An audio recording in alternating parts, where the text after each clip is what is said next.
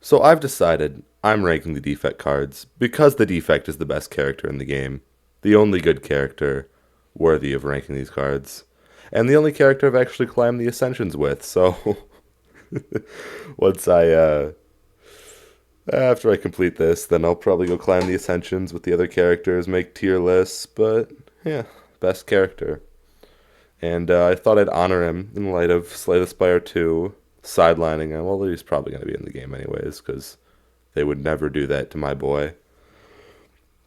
So we got aggregate. Aggregate's good, generally. I think I'll stick it in A tier. It's it doesn't require an upgrade, which is nice. And a lot of people say that they don't like it because you kind of want a big deck. And I don't really mind a big deck, honestly. Like, even if your deck's like, what, 20-ish cards? This can still be getting you, like, 3 energy. But, oh, that's only if you draw it on turn 1. Yeah, and if you draw it on, what, turn 2, 3, you're still getting +1 or +2 energy. And sure, you're not drawing it over something else, but with my Defect decks, as long as you don't have a full card of 1-cost cards, it's mad. It's fine.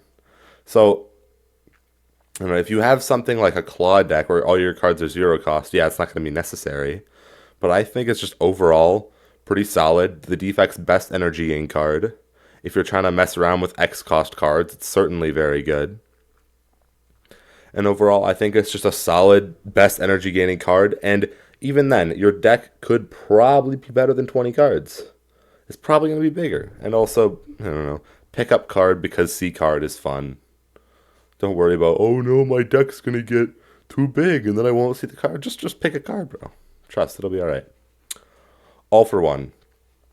Solid card. I have had way too much fun with all for one claw decks. Personally, in my heart, it's A tier.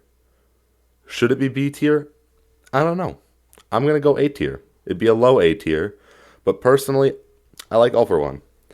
It enables some funny claw decks, which are obviously the best deck you can play. It's not, but in my heart, claw is the best deck. And all for one just enables so much. Some people, it can seem clunky at times because it's 2 cost. But honestly, sometimes if I'm going for a claw deck that's kind of small, even though I said I don't like aggregate with claw decks already, aggregate's not bad if I were to draw like an all for one. I get lucky sometimes and I get multiple of these all for ones, and it's just play all for one, get all your claws, play all for one again, get all your claws back, and you're just cycling through all your claws so many times. Obviously, this also works with cards like Go for the Eyes, Beam Cell, stuff like that, and I just think it enables Claw to do what it does very well. And that's why it goes in A tier. Amplify. When I first saw this thing, when I was new to Slay the Spire, I thought it was so good. I thought it was busted. I was like, oh my god, I love Amplify. It says play a card twice. I do not like Amplify. It's just so meh. You have to draw it with the power, and like, okay, you can draw it with the power and play it twice. And some of the powers, like, yeah, if you draw it with like a buffer, you're saving 1 energy as opposed to playing 2 buffers. But if you draw it alone without a power, it's just a card in your hand, and that's why it's like, I would much rather just have 2 buffers than a buffer and amplify. And if you draw it with a 1-cost power like Bias Cognition or Capacitator, you're not even saving energy. It's the same energy as if you had just played 2 Capacitators or 2 Biased Cogs, and it just feels bricky to have an amplify in your deck, and then you draw it without your powers because I always draw without my powers because it's my luck, and then it's just not worth it. It's just a shit card, man. It's not shit enough to be D tier, but it's just not. I don't like it. It seems bricky. Auto shields. It's certainly better than amplify, but we'll put it a little higher in C tier. I don't like auto shields because every time I pick up an auto shields, every time I see a loop later, and I'm like, damn. I'm playing some kind of frost deck. I see a loop, and I'm like, damn. Really want to take this loop. And I probably still do take it because I like Loop, and I think Loop's a good card. But I see auto shields, and I'm like, I'm gonna regret. I'm gonna pick up something later that's gonna hurt my auto shields. I pick up Loop. Loop clicks a Frost Orb, and now I draw auto shields. I can't play auto shields, and it just pisses me off. I would much rather take a different 1 mana block card, 1 mana, 1 energy, like Leap or Charge Battery, than this, because this is like you draw it in your handful of block cards. Yeah, you play it first. But if you're doing something with, I don't know, Frost Orbs, like with you get a Cool Headed and you draw into it, it's bad. And if you just have to play it first and have nothing that gives you block at the start of your turn, which I know there's not a lot of, but I would much rather take the Leap, which is 9 block, the +2 block. I'd much rather take the -2 block on a Leap than just have to deal with the awkwardness of auto shields and just Leap is consistent. Or the -4 block on a Charge Battery and then still just get the extra energy next turn. I think that's much better than auto shields. Plus, auto shields is an uncommon, and those are commons, which makes them much easier to find than auto shields. We got Ball Lightning. It's just solid. It's B. It's damage. It's lightning. Early game, it's good. Late game, it's still okay. Still fine. You know, if you want to just evoke that orb in the front late game in Act 3 or 4, or if you want to just deal some damage early game. Early game, this thing just does damage and channels lightning. It's just better than your zap that you get in the start. It's just good. Okay? It's just very solid. It does exactly what you expect it to do.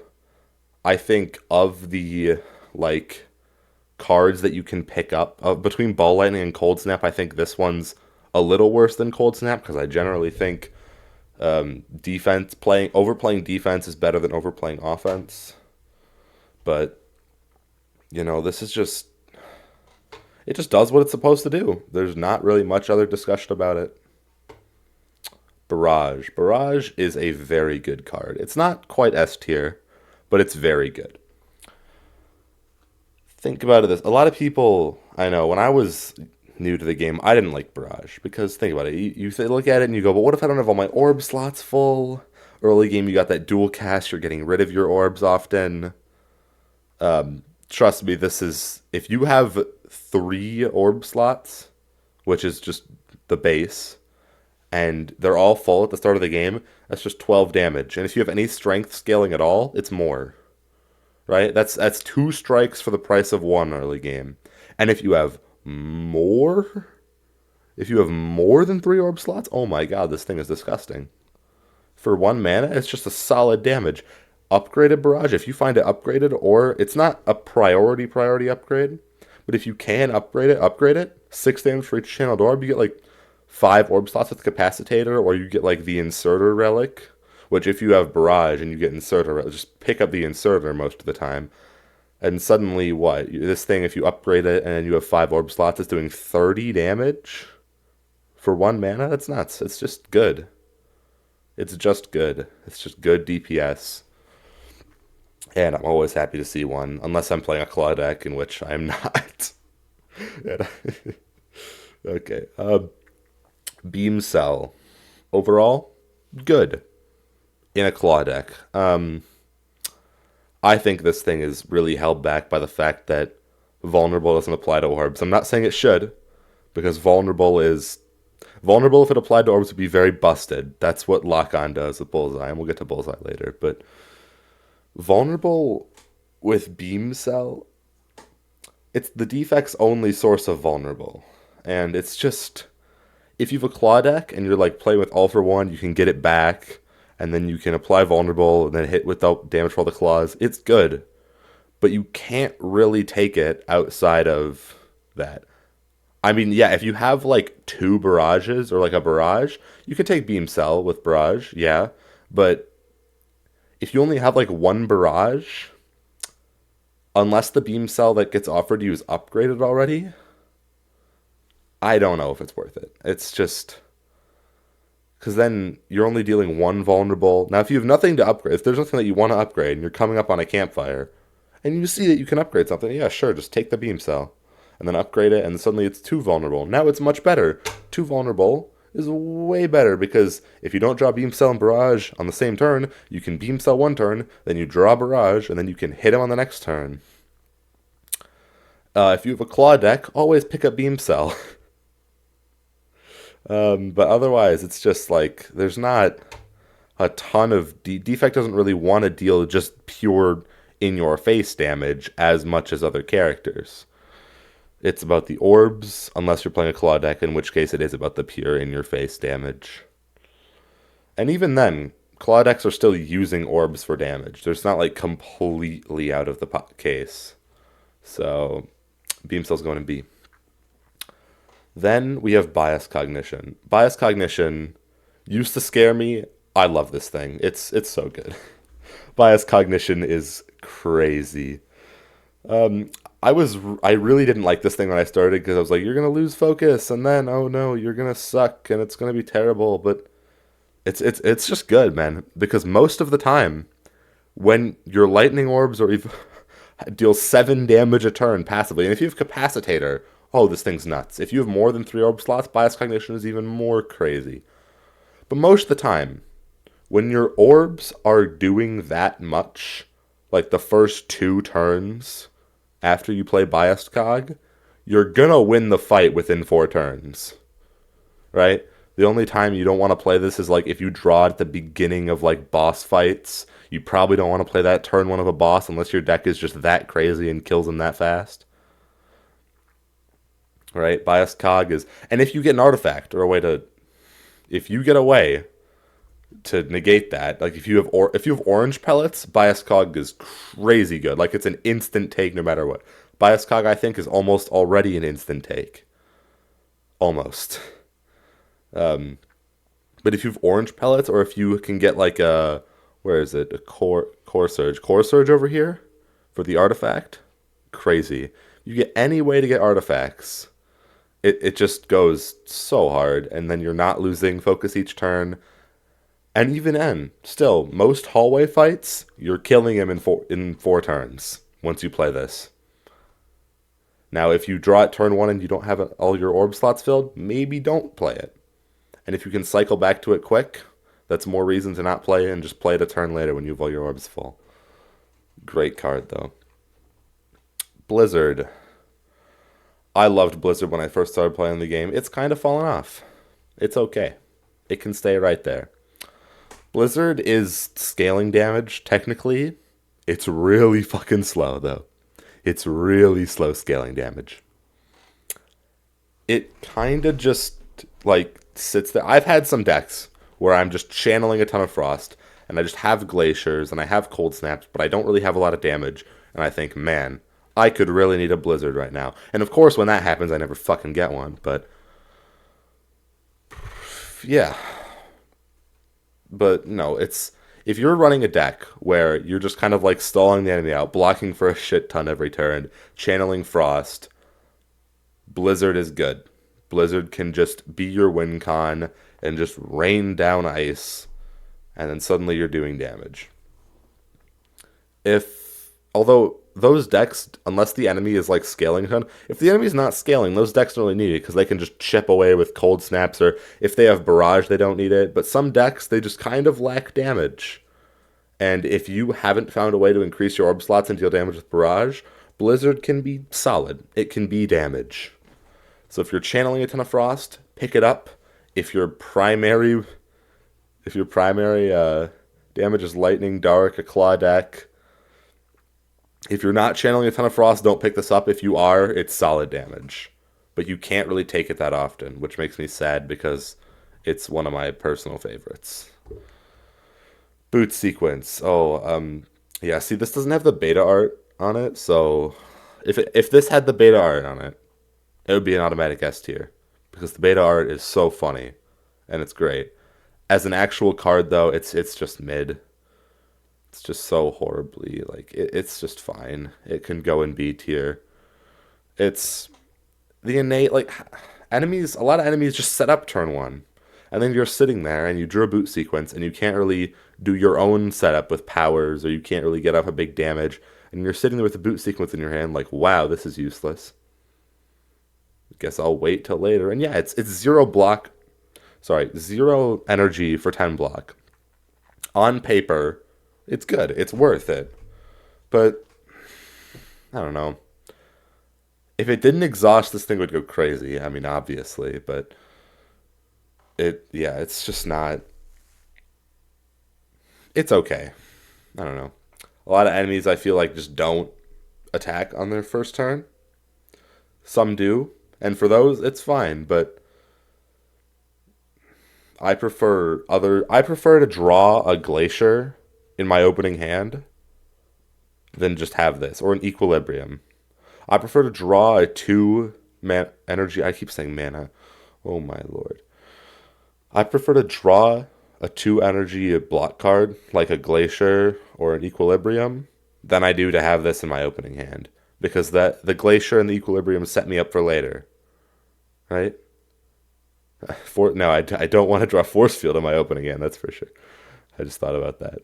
Um, but I just don't. I don't take it often. I don't see the value in it. Maybe I'll start taking it more and I like it, but for now, it's just, nah, it's fine. Buffer.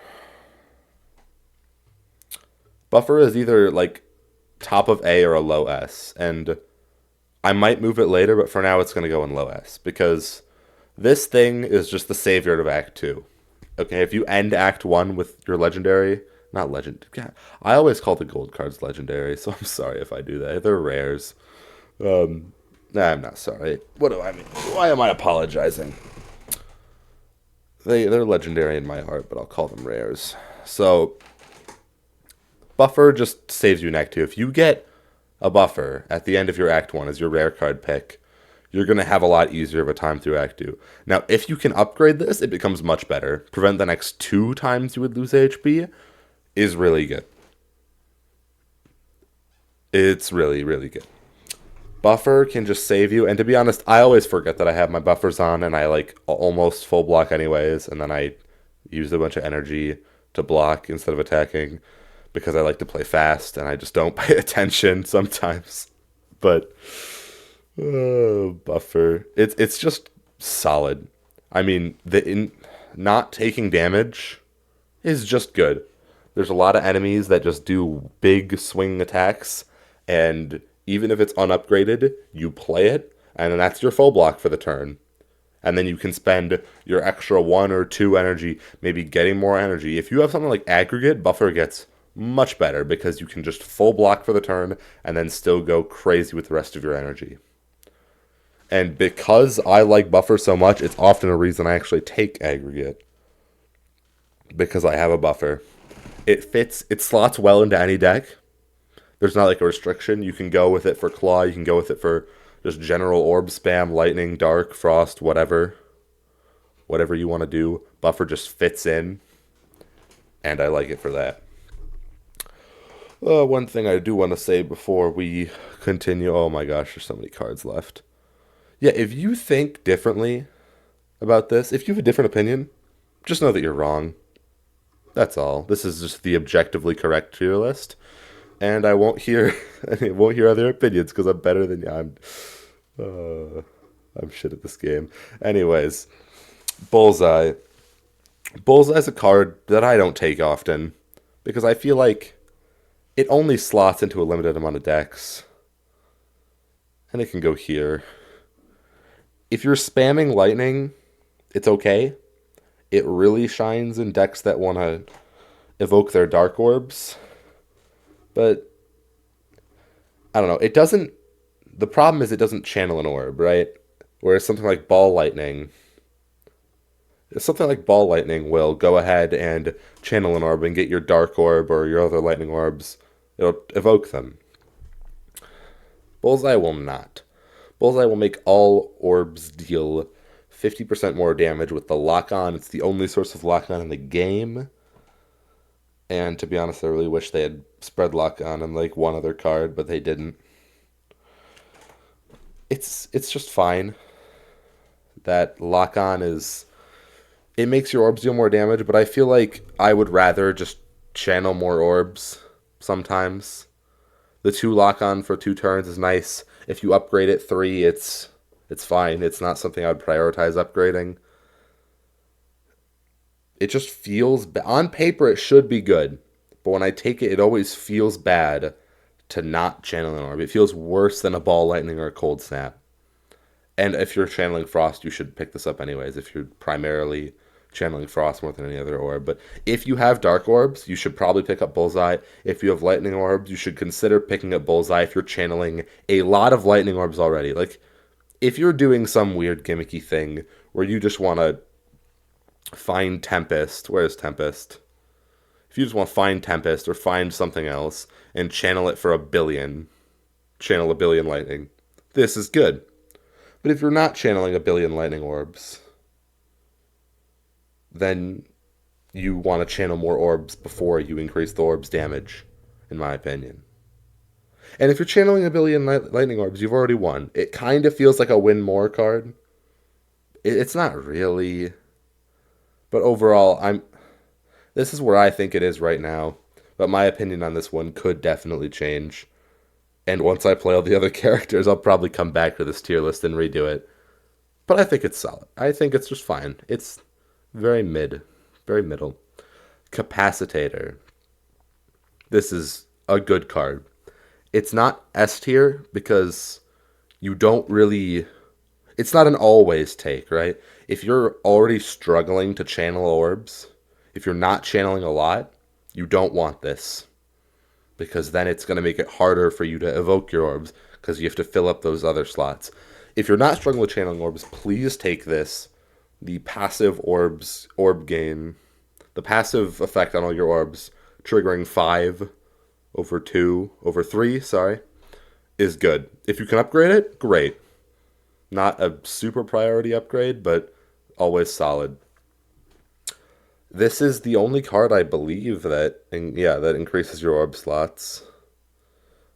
And there's other ways to do it, like with the Inserter Relic, Boss Relic, one of my personal favorite Boss Relics.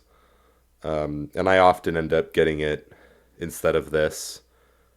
But the real question with Capacitator is, do you want 2? Do you want 2? I often think no. I think 1 is enough. I think the only situation you would want 2 is if you have like a mummified hand and playing a power makes another card free. Then maybe you want 2. Otherwise, Capacitator is just fine. Is just good. Not fine, it's good. It just makes there be more orbs. How can you not like that? More orbs. And if you have Bias Cog, Capacitator is crazy. Capacitator goes crazy. Right? If you have 5 lightning orbs channeled, you Bias Cog, you upgrade them 7, right? First turn of Bias Cog, 7 times 5, that's just 35 free damage at the end of your turn. It's nuts. Nuts. Capacitator's going to go there for that reason. Chaos. Chaos is a card that recently I've had a little bit more success with, but that's just because I've gotten lucky and found it upgraded. Unupgraded Chaos, I think, is like D tier. Upgraded Chaos, it's like B tier. And so it's going to go C tier.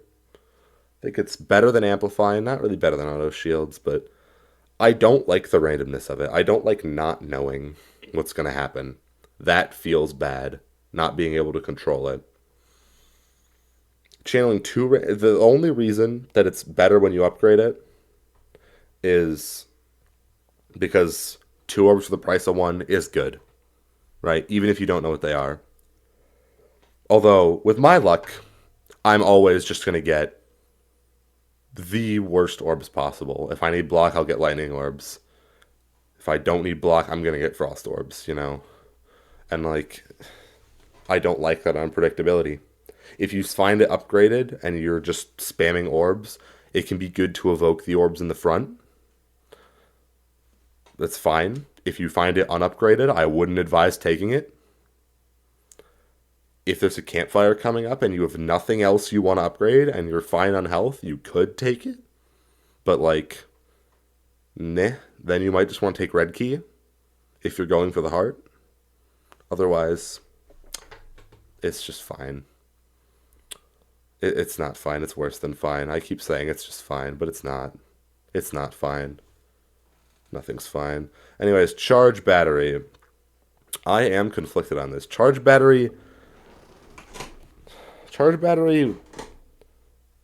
It used to be like I used to think charge battery was so good. I was like, it's way better than a defend, but every card is better than a defend. What I didn't realize, my dumbass. And then it also gives you energy next turn. It's great. It's great. It's great. But my defect runs always feel like they have not enough card draw compared to energy. I always feel like card draw is harder to get than energy, which just might be a me being an idiot. But charge battery, it's good. It's going to stay at top of B tier. I might change it. It might go to top of A, or bottom of A, sorry. And it's just good. Next turn sets you up with an energy, and it blocks. It's pretty simple. I take it a lot just because I like the beta art, and I have it activated. I like the beta art on charge battery a lot. But otherwise, yeah, it's just, it does what it does. It gets block and sets you up for next turn. If you have a low deck, low cards in your draw pile, sorry, and you know that some of them are high cost cards, you can kind of look and know that you want to play this. But most of the time I find myself playing more defense anyways. So, charge battery is just solid. It's fine. Chill. Chill is not there. Chill's a bottom A tier card. It really is unfortunate if there's only one enemy. If there's only one enemy, it's Channel of Frost for 0. Which, if you're not evoking something in the front, kind of feels like a waste of a card. If you have all your orb slots full and you're evoking the front orb, it doesn't feel as bad. But if there's multiple enemies, this thing does just say full block.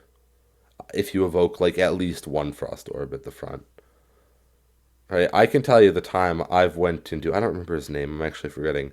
I think Gremlin Leader in Act 2. I've went in there and I draw this when he has like 2 or 3 minions and there's 3 or 4 things and I click it and then it just fills my orb slots with frost. I click a biased cog and suddenly I'm just full blocking his stupid attacks. And it's just solid. If there's 2 enemies, it feels really good. If there's 1 enemy, it feels okay if you have full orbs. Upgrading this to be innate, in my opinion, this is a card that you actually would consider sometimes you don't want it upgraded. Because if you're looking at Act 3 and you're considering upgrading this, if the boss you're going up against is Time Eater, you probably don't want this in your opening hand, turn 1. Or something. Against Donu Deka, against Heart, this feels kind of bad. Chill feels kind of bad against the Heart, which is unfortunate. Against Donu Deka or the Awakened one, it feels good because there's 2 or more enemies. It's just free Frost. Free Channel Frost, which is always solid. Nothing much more to say. Claw. This is my favorite card in the game. I love Claw. Every time I see it on floor 1, I think I probably should just play a normal orb deck. And I don't. I pick Claw. In my heart, it's top of S tier. Where is it actually? I really want to say it's like here. And I'm going to put it above All for One. Just because Claw is the reason All for One is good. I love Claw so much. It's I see Claw on floor 1 and I'm like, I'm picking up the Claw, you know? Just because it's so funny. I can't tell you how many times I've gotten... This is like my one part of Slay the Spire that I have good luck with. I pick up Claw, bam, the game offers me Shuriken, bam, it offers me Kunai, or it offers me some kind of synergy. And if you see a Shuriken or a Kunai, if you walk into a shop and you see a Shuriken or Kunai as a relic, plus a Claw, you should consider that. Seriously. You should really, really consider that. And by consider that, I mean I will always take it every time. So yeah, Claw, one of my personal favorites. It cycles. If you have a small deck, It works if you have a medium-sized deck. You can still spam all for ones. I've had runs where I've had 3 or 4 all for ones, and they just give me all my claws back, and I just keep playing them. Or, I'm pulling back claws early game. You're pulling them back with stuff like hologram, or you're just using cool headeds, and you're running this like kind of frost orb cycle deck with claws, and you're using cool headeds to just draw through all your claws. It's good. I love decks that scale. I just I love claw, and it's actually carried me through so many runs. To be honest, when I was climbing the ascensions, I was going through like 10 to 15, and that's when this really shined. On 20, it might be a little harder to. Well, I know on 20 it is a little harder to do, but 10 to 15, this was. I went through like a series of 4 games. I think I won like 4 games in a row with claws, and I couldn't. I just kept seeing it, and I just kept taking it, and it just kept working. That's why I love it forever. All right, and then we got Cold Snap. It's very similar to Ball Lightning, but I think it's better because I think defense is better than offense generally. Cold Snap is just good. Deal 6 damage, channel 1 frost. It does what it says on the tin. It gives you a little bit of offense, a little bit of offensive damage. If there's a low enemy, you can finish them off. But the channel 1 frost is the most important thing. You can evoke the front orb. Very similar to Ball Lightning. I'm not going to stay on this one too long, and we still have a lot of cards to get through. So, next card. Compile Driver. Compile Driver is good. Frankly, I just like it. When I started the game, I didn't like it because I thought, oh, you're supposed to go into one orb and then you can just, I can go here. Yeah, it's better than aggregate. Oh, you're supposed to go into one orb, I thought, and then just spam the one orb. No. Even decks that want to spam lightning orbs or spam frost orbs still have lightning or frost orbs, right? I mean, you could run a deck that just spams lightning orbs and then has a bunch of block cards, but some of the best block cards in the game are like Glacier, best block cards on Defect, you know. So you're still probably channeling Frost, and if you can't really do an all lightning, and you can't really do an all Frost deck, you still have your Zap in your starting deck. So you're probably going to be able to get lightning orbs or something else. If you have Chaos upgraded, because don't take Chaos unupgraded, Compile Driver's good, much better.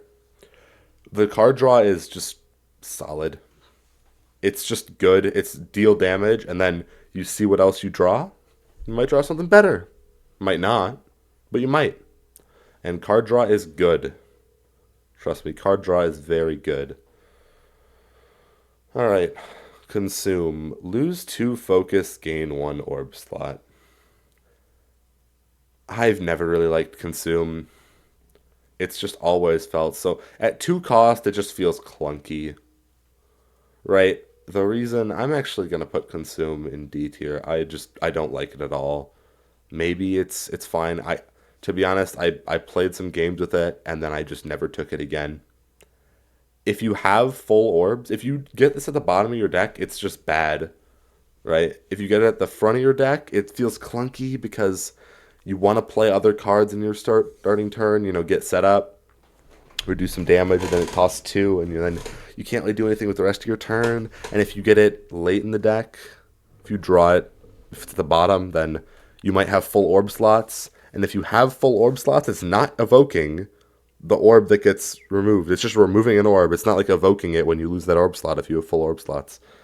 And for that, I don't know, if you have the inserter relic, which I often do, it's a little better because you can gain an orb slot and then draw this and then get rid of that orb slot you just got. But I'd rather just fill up the orb slot. It's just not worth it. The energy for the focus. Think about this. Defrag says gain 1 focus for 1 energy. This says gain 2 focus for 2 energy and lose an orb slot, which some people think of it as a positive because you can evoke your orbs faster. But if you're really struggling with channeling orbs that much, you're going to eventually lose anyways. It feels like... It just feels bad. I just don't like this thing. All right. Cool Headed. Cool Headed is an A tier card. It's good. I used to think this thing was crazy. It is crazy. It's just not S tier crazy. Cool Headed goes somewhere around here. It's better than Aggregate. And I think it's not better than Compile Driver. Cool Headed really wants an upgrade. It really, really wants an upgrade. Unupgraded Cool Headed is like over here somewhere, right? Upgraded Cool Headed up here. And I feel like you're always wanting to upgrade this. So I'll put it below Compile Driver. This thing is just very good. Card draw is good. It just says upgrade. It says draw 2 cards, by the way, if you didn't know. And it's just good. It's just solid. Channel a Frost Orb. It's a block. Draw more cards. It's a very defense-oriented card. But it can be offense-oriented if you end up drawing into attack cards. I like it. It feels good. It feels good to channel a Frost and then draw 2 cards.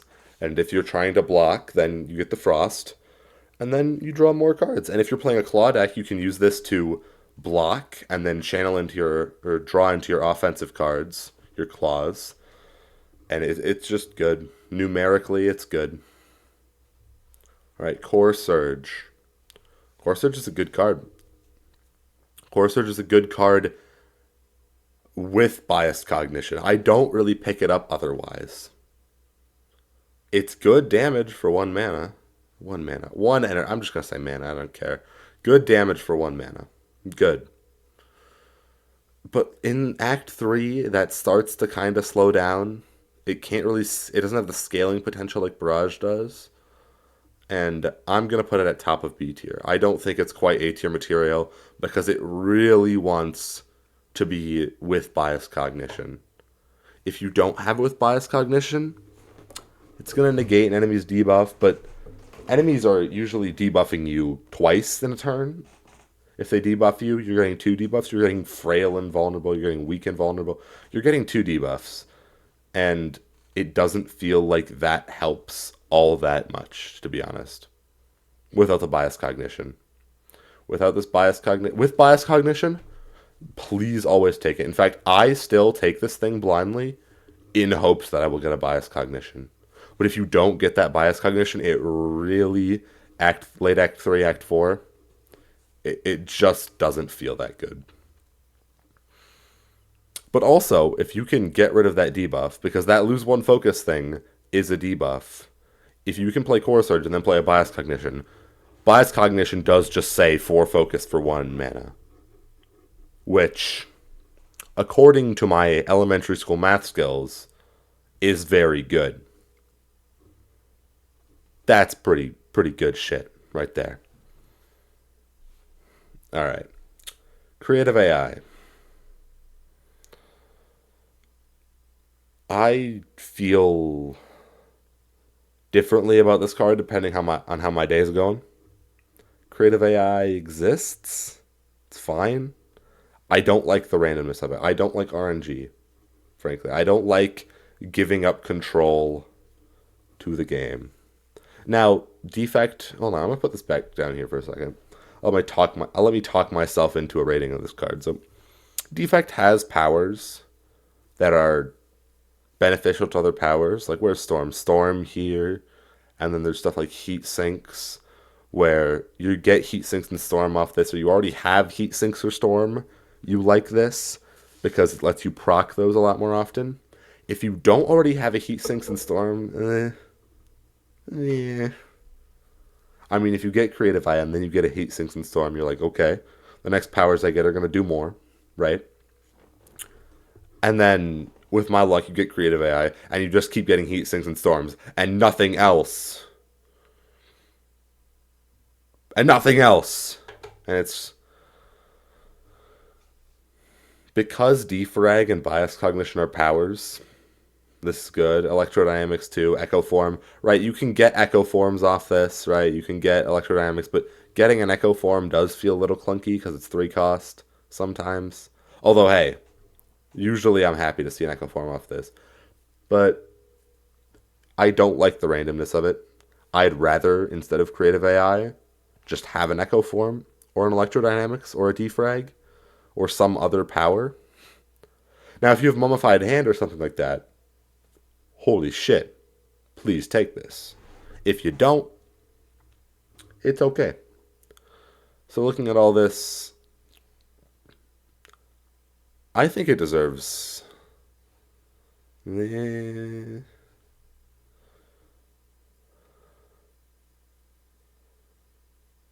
know what? I think we're going to move some things around here. I think chill is going to go here, and we're going to put Core Surge in A.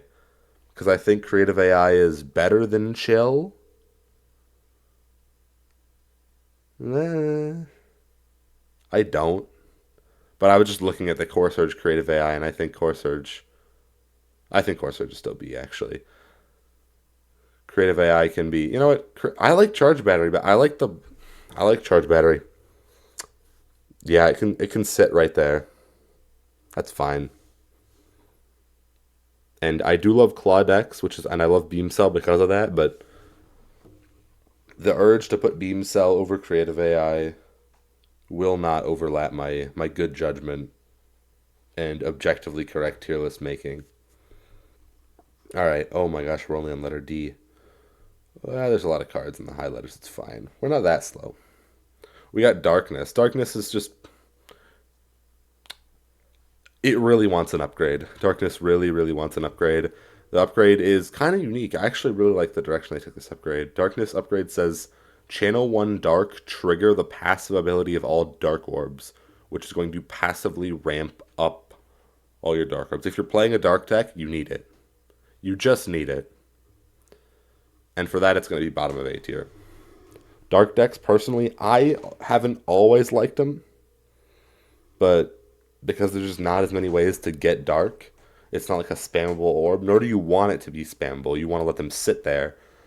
But the way I personally like to play Defect is to just channel spam a ton of orbs. Or Claw, but we're talking about orbs here. So,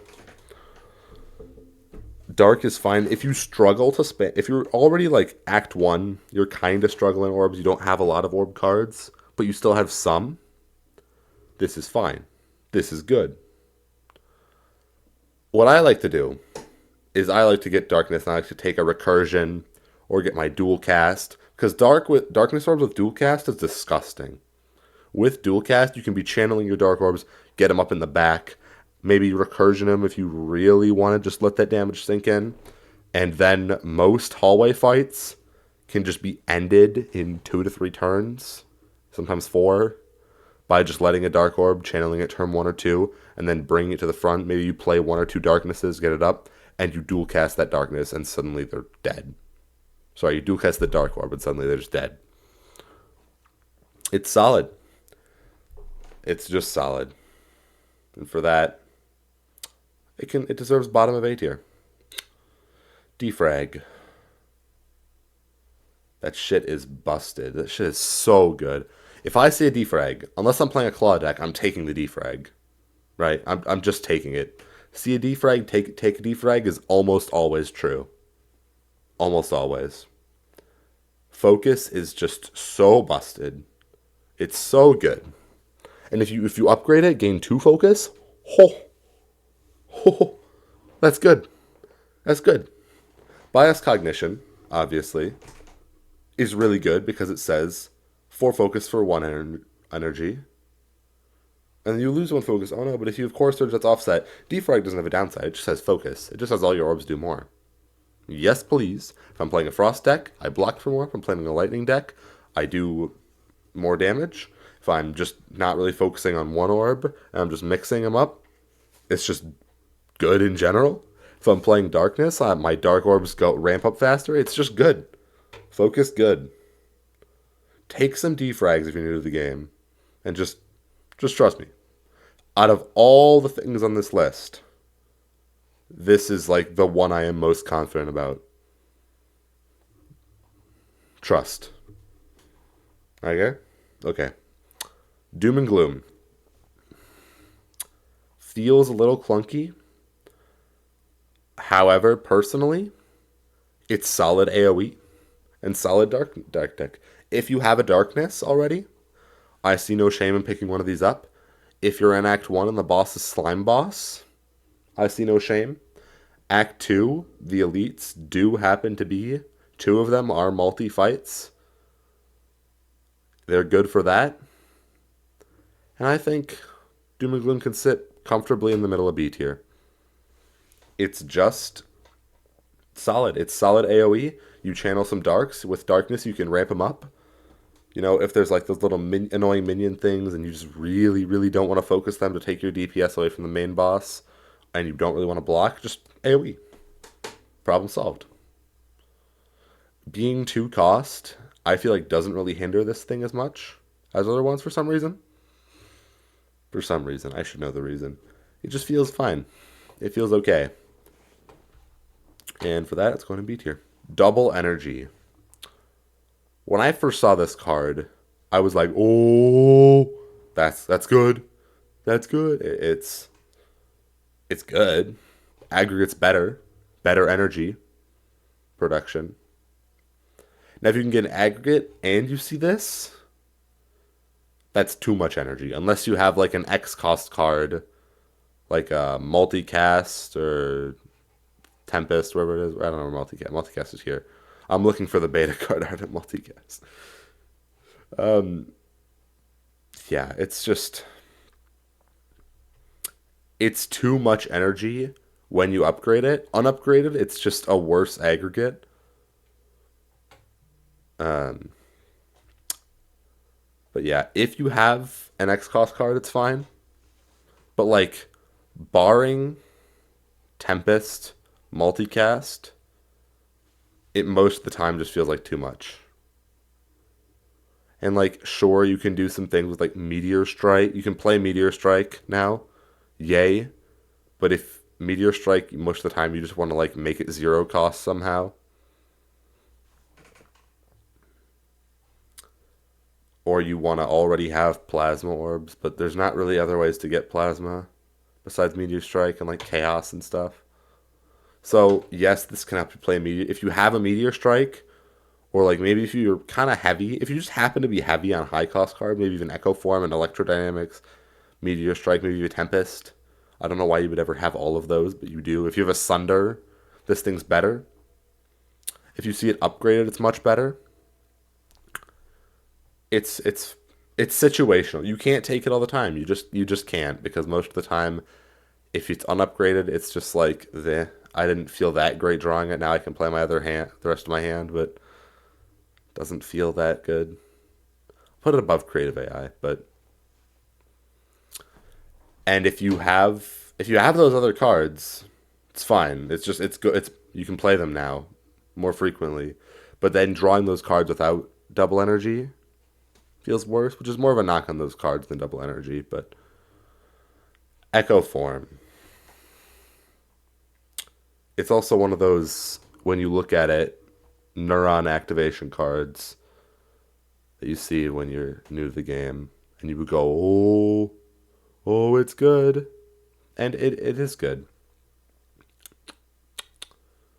But it's not like S tier good, you know? Because sometimes you look at it and you draw it and you go, wish I could play this, but I actually have to block. And then it just kind of sits there. And you're like, could have drawn a better block card, could have maybe drawn something else. But hey, it's still really good. If you hit this turn on one of the boss and the boss isn't attacking you, you're gonna have a much easier time with that boss or elite. And for that, Echo Form can go comfortably right below Capacitator, near top of A tier. I think Capacitator is better. But otherwise, no, the first card you play each turn is played twice. Solid. Always good. Hey, you open up your... Oh, I've had some fun things. I've opened up a deck. This isn't a good deck. This isn't something you should aim for, but I've opened up stuff. Where I opened up double energy, upgraded, and Tempest, and aggregate. I've had that hand before. and I go, well, aggregate. I go aggregate twice. Or no, probably want double energy twice. I don't know what the math is on that. No, I'm just bullshit. I'm just spewing shit now. So yeah, you playing cards twice for free is always good. In 2 turns, you will probably get your cost back on this because you're going to want to play a high cost card. And if you can pull off like Meteor Strike because you have a ton of energy, hey man, that's glorious. That's good. Or if you can pull off a genetic algorithm. I mean, genetic algorithm should already be full blocking, but yeah. I'm just gonna stop talking before I say something even dumber. Electrodynamics. Necessary for lightning spam. If your goal is just spam lightning to kill things before they can kill you, obviously you still would want block in that kind of a deck. If your goal is just kill that thing before it can kill me with the defect, the classic ironclad strategy but on defect, this is your card. Because in AoE fights, lightning really struggles. And it no longer does with electrodynamics. Multiple enemy fights, lightning just does say, yeah, we're really, really good now. It can go comfortably right here, middle of A. Very good. It does match up with the cost of something like Zap, which is 1 mana or 1 energy, whatever. Oh, wait, we don't have the basic cards in here. Oh, that's crazy. I'll put something in there to rank them for. Now I'll put something in there later. Electrodynamics. Oh my gosh, this video is going to be really long. Okay, I need to speed things up. So, I just looked at my OBS. All right, I'll speed up. Electrodynamics does say 1 lightning for 2 zap. Or one lightning orb per energy, which is, standard cost. And then it also says lightning now hits all enemies. Mathematically, good. In practice, also good. Good on paper. Good in game. Feels nice. You'll never have to worry about minions ever again. Equilibrium. Doesn't feel that clunky, to be honest. Even though 2-cost cards sometimes feel clunky, this one doesn't. I think it's going to sit comfortably right here. Middle of B. It lets you hold something like, if you draw aggregate on the bottom, I really like to have an equilibrium with aggregate because you can hold it until you draw all those new cards and your draw pile reshuffles. It's just solid block, right? For 2 energy, it's to be honest, it's okay block for 2 energy. It's okay. It's not great, but the retain your hand does help you get into your engine and get a big turn off next turn. And the block isn't half bad, especially early game. Early game, this does full block a lot of things by itself, and if not by itself, with 1 defend or another similar card. Fission. Unupgraded, Fission's like down here. It's like C tier. It's probably like high C or maybe low B. Upgraded, it's not even like up here. It's okay. Getting rid of all your orbs is generally Although upgraded does say evoke, which is much better. Removing them, kind of bad. I think it's up here. It's better than Dart. I think it deserves A tier. Only if upgraded, though. Strictly because I don't like taking Fission unupgraded. Because you can't really take it unupgraded unless you are about to immediately upgrade it. It feels really bad unupgraded. I'm putting it below. Put it here. Yeah, Fission upgraded, it is fine. You get to evoke all your orbs. If you have a bunch of Frost Orbs channeled, you can go big block and then go for a big damage turn with all the cards you just drew. If you have Capacitator, It honestly, it's arguably better. Well, it's better because you get to draw more cards and gain more energy, but also you have to fill up those orb slots again, starting at 0 instead of maybe starting at 1 with your relic that lets you channel an orb. Although frequently I boss swap, so that's not really. But you might not. So Fission just, eh. I take it if it's upgraded sometimes. But to be honest, I like having orbs, and if you can't fill those orb slots back up quickly, it really feels kind of feels like you want to have your orb slots full. And in a deck that doesn't really care about having its orb slots full, like claw decks, you're not going to be channeling a lot of orb slots. Or sorry, you're not going to be channeling about orbs. You don't channel orb slots. What am I saying? So it's fine. It's okay. Force field. Used to hate it. Now it's fine. If you're playing with a lot of powers, it's good. If you have something like Mummified Hand, it's good. Playing with powers is good. Not having a lot of powers. If you don't have 3 powers in your deck, I would say, is usually my cutoff. Get this to 1 energy. It's fine. I think it can sit comfortably around low B. Actually, that is low B, not around. I'm actually going to put it straight at bottom of B. Because Boot Sequence does something right away. If you draw Force Field in your opening hand, it's just a dead card. Frankly. I mean, if you have something like a Mummified Hand, you can make it 0. But the whole point of Force Field is that you want to draw it late. So that you can play your big powers. And then get it down to 0. And if you're not running that power deck, and Defect has more powers than other characters, but if you don't have powers, or a lot of powers, this thing kind of struggles. Now, there are a lot of good powers. As you can see, the top 5 cards on the list right now are powers. But if you don't get all those powers, Force Field's a dead card. You need powers before you take this. You can't just take this and hope you get powers. And because it's not always takeable, it's going there. And if you have powers, it's just good block. Well, that's the thing. The payout for having those powers isn't good enough to put it any higher than this. Right? Situationally good, but not situationally incredible. FTL. It's fine. I mean, sometimes you get this and you're like, oh, yay. It's actually going to go... I don't mind it. I don't think it's C tier.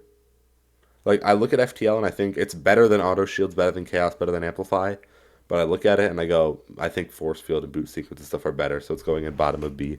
I don't think it's C tier material, but that might change. So, if you draw into it, it's not good. You really don't want to... If you have a lot of card draw, and generally you want card draw. So if you take this, you're already assuming you're not drawing a ton of cards. But if you get card draw opportunities, you're going to want to take those. Because taking them would be better than not taking them, even if you have an FTL in your deck. And then FTL feels worse, right? You can't really take it in the decks that like a lot of 0-cost cards with All for One. Because cycling this back for All for One just doesn't do a lot. Frankly, it's just meh. And it's just the damage, it replaces itself. It's just fine. Most decks that don't have a lot of card draw, you play it and then boom, it's just 5 damage. It's free damage. It replaces itself, but it feels really bad if you draw into it. And that's why it's going on the bottom of B tier. Fusion. Channel 1 Plasma. Oh, I forgot about Fusion. No, there is more than one. I forgot. Yeah, Meteor Strike, Chaos. I forgot about Fusion. That's like the main Plasma card. Holy shit. This thing wants an upgrade. Plasma Orbs are good, okay? Don't get me wrong. They're very good. But Plasma Orbs give you an extra energy passively. and 2 energy when evoked. So they do replace themselves pretty quick if you're channeling a lot of orbs. But I just think there's better things to spend your energy on than fusion. I just don't think you really, really want this that bad. I think it's better than FTL. I think it's just going to comfortably sit in bottom of B. I don't know. This might be a C tier card actually, and that means FTL because I think it's better than FTL. Well, I don't know. It just feels mediocre. I mean, sure you get a plasma, but the energy doesn't. It feels like it just. Oh no, I don't have anything else left to do with my energy for this turn. I'm gonna play fusion. I guess. I guess you can play fusion with your extra energy. There's other things I would rather do than get energy. It's a do something next turn card, which generally I don't like. Charge battery being an exception. But it doesn't give you any value right now, unless you can put it in the back and then evoke it all the way to the front this turn, which you can't do if you have like 5 orb slots with Capacitator, which is what you probably want if you're cycling orbs. So, I don't know. If you're gonna get Plasma, I would much rather get it much. Wait, what did I? I would much rather get it through something like a Meteor Strike, which even though hard to pull off, I would much rather do it like that, or I would rather find an upgraded. Actually, I would rather find an upgraded Chaos than this. I mean, upgraded this does say 1 energy channel 1 plasma, which is much better. But my initial subconscious thought of I would rather have upgraded Chaos than this is going to make me put this down here. Yeah. That's how it's going to go. Okay. Yeah. Genetic Algorithm. Genetic Algorithm is a good card. It's a very good card. It is as bonkers as it sounds when you first read it. And it's going to go up here in A. It's not an S tier card because it doesn't like... It's not like a win you the fight card. It does just say, kind of like Buffer, stop. I don't want to die. I want to take 0 damage this turn. Reasons to not take Genetic Algorithm is if you have a really tough fight coming up and you just don't want to have to deal with like playing it at like 1 or 3 block. If you have an elite or you're like right before a boss, maybe don't. But if you're confident in your deck, you should still take it if it's like Act 1 or midway, halfway through Act 2. Late Act 2, this is takeable still. It's not as good because it's not going to be doing insane block by the time you get to Act 3 or end of Act 3, Act 4. But if you see this Act 1, almost always take it because it will just basically save you for a turn, kind of like Buffer, right? Buffer, it's actually, if I had to pick between early on, if I had to pick between unupgraded Genetic Algorithm or unupgraded Buffer, I would take the Genetic Algorithm. Buffer, when you upgrade it, does become better because Genetic Algorithm says, right, think about it, it's basically become late game after you increase its block a few times. It just says survive for a turn for 1 energy. Buffer upgraded, prevent the next 2 times you would lose HP. It says survive 2 turns for 2 energy. Of course, unless they're multi-attacking, in which Genetic Algorithm is better. And so, Genetic Algorithm and Buffer both have their upsides and downsides. And for that, I think Buffer's still better. Only if it's upgraded. And for the fact that you can still take Buffer late. Although now that I think about it, Buffer's getting moved down to A because I think Genetic Algorithm actually sits well here in A tier.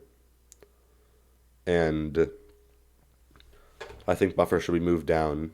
And I'll even put Capacitor above Capacitor's going in S. Putting genetic algorithm up here is making me reconsider some things. You know what? Capacitor's going to S because more orb slots is really good. Echo Form's going below genetic algorithm. And Buffer and genetic algorithm are going to sit right here because to me they're very similar cards. Alright, Glacier. Glacier is very good. It's one of, in my opinion, the best block cards, best defensive cards in the game. Can go sit up here over Cool Headed. It doesn't, this turn, it doesn't set you up as much as these two do, Buffer Genetic Algorithm. But Glacier is just so much value. It hits the 1 orb per energy spent and a +7 block. And Glacier always feels like, I always feel like, damn, I need block. I'm going through Act 2. My deck's light on block. What I really want to see right now is a Glacier.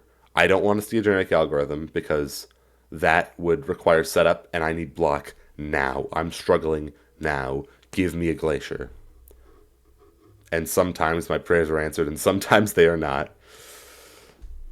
And, yeah, no, it's just good value for the cost. It's very similar to Electrodynamics, despite it being a skill versus a power.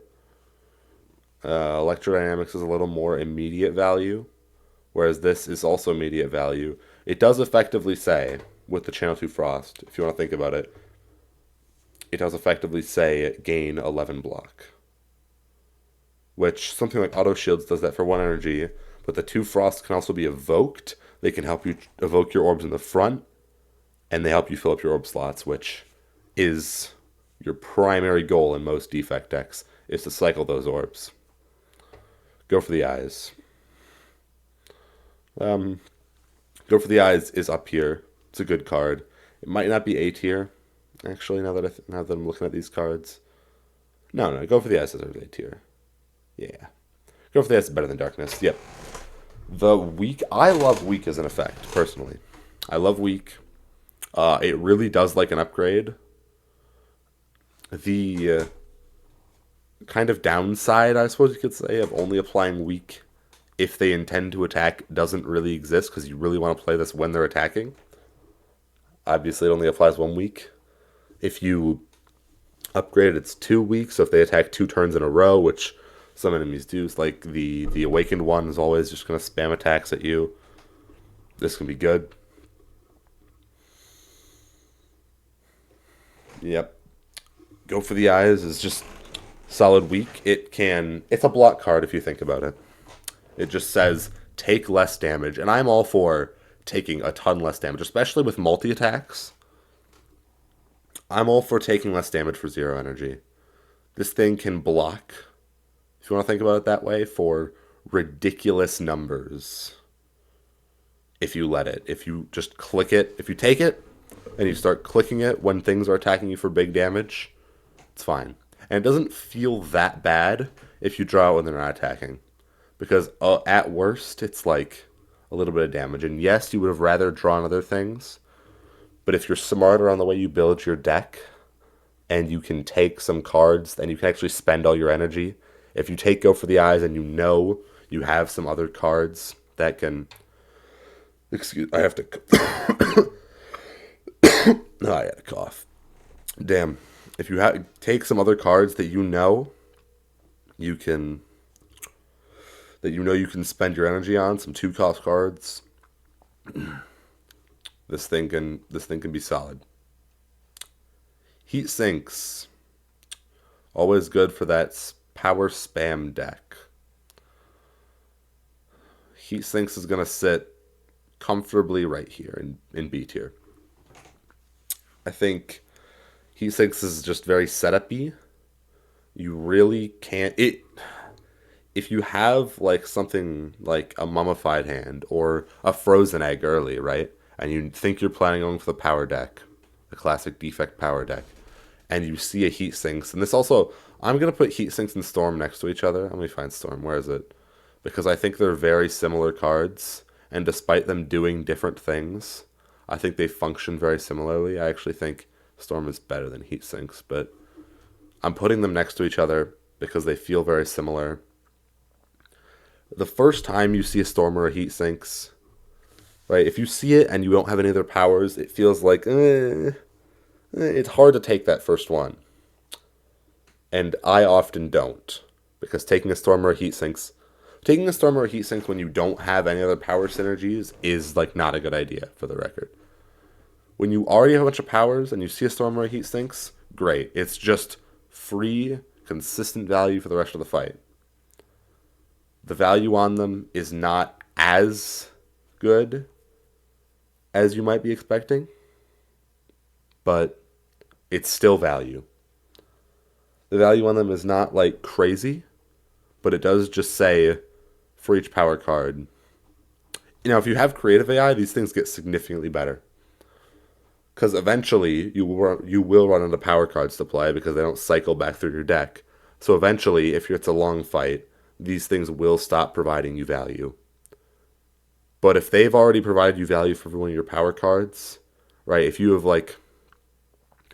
a Storm and you have 4 other power cards, right? Over long term, 4 lightning orbs for 1 energy, pretty good. And for that, they earn kind of top-ish of B tier. Yeah, you know what? Now that I'm looking at this, we can put Charge Battery lower than these two and Chill. I still think Core Surge is up here sitting at top of B, but yeah, this is I think this is fine. Hello World. When I first picked up this card, I picked it up early in Act 1. I was new to the game. I was innocent. And then I got the Shining event with the little light that upgrades random cards. I upgraded it, and I got pretty far into the run, Act 3, and I fucking hated it. Oh my gosh, if you upgrade this card, it is just such a negative. Innate Hello World. Oh my gosh. As a power, I don't really like it, because if you're playing that power deck, it clogs up your hand. I'm just going to set it at bottom 8 here right for now. It clogs up your hand. It doesn't actually prevent you from drawing anything, but it will clog up your deck in the future. And let's say you don't play all your power cards on the first go through of your deck. If you don't have a mummified hand, you might not. It clogs them up and prevents you from drawing. Those common cards that are added will shuffle back, prevent you from drawing other cards that you want. I don't like it, personally. I don't like the RNG, and it's going at bottom of C tier for me. It's just not a card I enjoy. I don't enjoy random common cards because they might not synergize with my deck, and I don't like redrawing them. And also, it can interfere with Storm and Heat Sinks, but as I was saying before, but that's not as big of an issue. It's redrawing random common cards that don't synergize with the rest of your deck. Now, there are some good common cards. If you're playing an Orb deck, and you get Barrage, Orb Spam, and you get Barrage and Compile Driver, hooray! If you're playing Orb Spam, and you get a Claw, you're thinking, what the fuck do I do with this? Now, if you're playing Orb Spam and you get Ball Lightning and Cold Snap, great. If you get a Beam Cell, you're thinking, actually, you're probably fine with that, because you probably have Barrage, but there's just some commons that I really don't want to see out of this sometimes. If I'm playing a really small and tight deck and I see Stack, I'm thinking, meh. And if I'm playing a really small and tight deck, I don't want to bloat it with random cards. You feel me? I know you feel me. We got it. Hologram. Hologram is definitely an A tier up here. Hologram says play the same card twice. Now you might be thinking, as I've said with cards like Amplify, why not just have 2 of that card? Because you might not get 2 of that card. Same logic applies to Amplify, you might say. And I say, well, this is, for one, a little bit of block on top of it. And 2, Amplify only affects powers. And I think this is so much more versatile. You can draw it, and it doesn't feel bad if you don't draw it next to your power. because you wouldn't want to draw this next to a power. It doesn't feel bad if you don't draw it right next to the card you want. You actually don't want to draw next to the card you want. You're fine drawing this whenever. I mean, hey, if you draw it next to your barrage and you want to play two barrages, you play barrage, hologram, get the barrage back, and you're just fine with that. Maybe you don't need to block a lot this turn.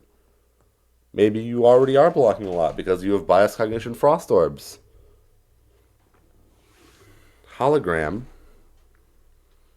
lets you play cards on later turns. It's a defend, and then also says grab a card you already played earlier and play it again. Grab your best card in your discard pile, whatever you want, and just play it again. It's good. It's just good. And for that, it can sit comfortably right here in the middle of A tier. I think it's better than... yeah, it's better than Electrodynamics. Is it better than Cool-Headed? Actually, yes, it is. Not better than Glacier, though. And I stand by Hologram. It's good. Also, the beta card art for this is amazing. Hyper Beam. If you're not playing orbs, it's good. Honestly, most of the time I end up playing Hyper Beam is when I'm using something that lets me add a random card. If I have like Nilari's Codex and I see Hyper Beam, I often end up clicking it because it's just a fight ender. For stuff like Taskmaster and Slavers, for anything with AoE, it's just good. And if you rely on orbs at all, this is just not good at all. Personally, I don't know why I was hovering it over A tier. It's just not reliable. You can't take it most of the time. It is a fight ender, but I don't really want to have a card that just sits there and I can't play till the fight's already almost won. Because then I can just probably play one of my other cards to win the fight. And for that, like, it's fine in a claw deck, but a claw deck still doesn't even like this that much. Because a claw deck would rather just play claws. That's how it's going to do its damage. I don't think this card really fits well into any deck. And for that... oh, wait. Yeah. Sorry. I thought my microphone just... nah, never mind. And for that, for not fitting well into any deck... yeah, I still like... you know what? It deserves the DTO treatment. It can be literally at the bottom of the list. I don't like Hyper Beam. It doesn't slot well into any deck. Yep, I've just talked myself into putting Hyper Beam at the bottom. There is a card worse than that, eventually, but for now, Hyper Beam is sitting at the bottom because it doesn't fit well into any orb deck, doesn't fit well into claw decks because it's too high cost for not directly synergizing with claw, unlike All for One, which is high cost but does synergize with claw. Just what deck likes having a Hyper Beam? What? If you're not relying on orbs, you're probably playing claw. Defect does not have enough upfront damage cards that also don't rely on orbs or somehow generate orbs and isn't claw for Hyper Beam to be good. Leap. Leap is pretty solid. It's just, some people don't like it because they don't think it does enough. I think Leap does enough. Upgraded says gain 12 block. It's great. If you see an upgraded Leap, I'll most of the time click it. If it's not upgraded, it's fine. I think it sits up here with Charge Battery and just does its job as effective block. It's just a lot more block. It's just more numbers of block. I think it's above the curve of average block per energy, and it just does what it's supposed to do. I like Charge Battery better because I think replacing the energy next turn for 2 less block is better. But Leap just does what it says. It's just more block. And more block is good because that means less damage taken. Damn, I should just frame that quote. Okay, Loop. Loop is good. It's a good power. If you upgrade it, it says trigger the passive ability of your next orb 2 times. Also very good. It's definitely A tier, but it's not like... it's not up there. You know? Loop just says, hey, if you can get multiple of these going. Look, the power deck loves loops, okay? The power deck does just say, you're going to be doing a lot. I've had runs where I've had 3 loops, all upgraded, and I'm just getting crazy value at the start of my turn. And I love loop. It's just extra value, and it's good for that. It's just extra value. And for that, it can go comfortably. It can be above claw. It probably should be above claw. You can go comfortably here. Right in the middle of A tier. Extra value, good. Just make your orbs activate more times. Who couldn't want that?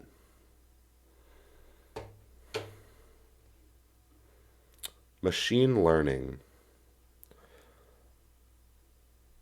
The beta art for this card makes me love it more. I actually was confused when I first looked at this and saw the regular art. It's because I never turned the beta card art off for a lot of these.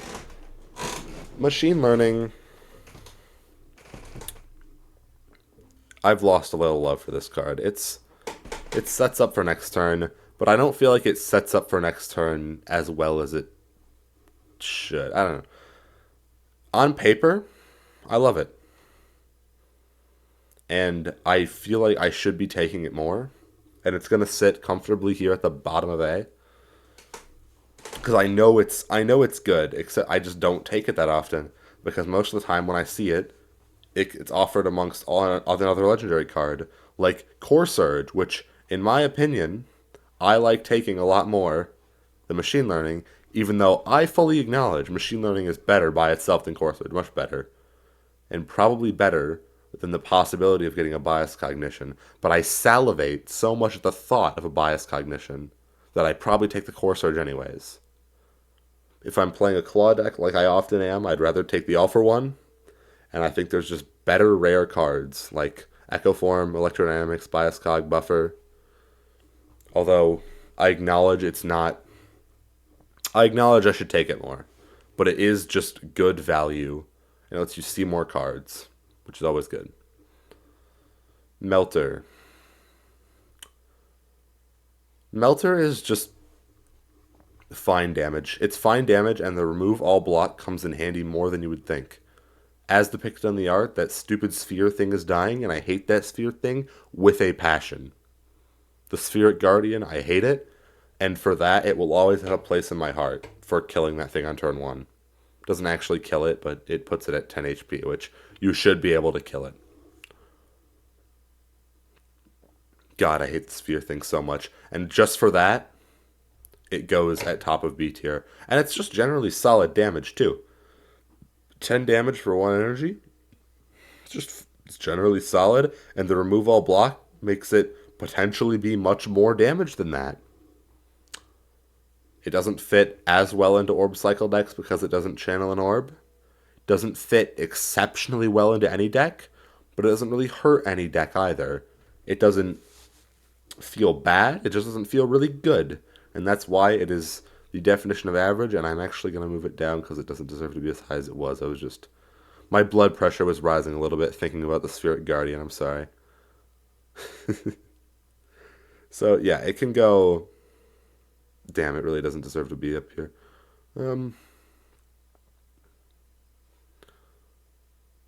Yeah, it can go comfortably here. Yeah, I agree with that. Better than Doom and Gloom, yeah. Meteor Strike, oh how we love it. I pray for it every time I boss swap into Snecko Eye, and I never get it. I never have gotten this thing when I have Snecko Eye, and I really would like to, but I just can't. It's just not on the cards. Okay. So, yeah. Meteor Strike. Unfortunately, I can't always take this. I really often can't take this. And there's so many better rare cards that it will get offered up next to. I've had good memories with it. But unfortunately, I'm gonna have to put it in C tier. Because the best way to use it is you just pray you get a mummified hand, and then you make it 0 cost by playing your powers, and then boom, you have infinite energy not infinite energy for the rest of the game, but you have a lot of energy coming up, okay? You got a lot of energy. And it's just unfortunate that you can't play it often.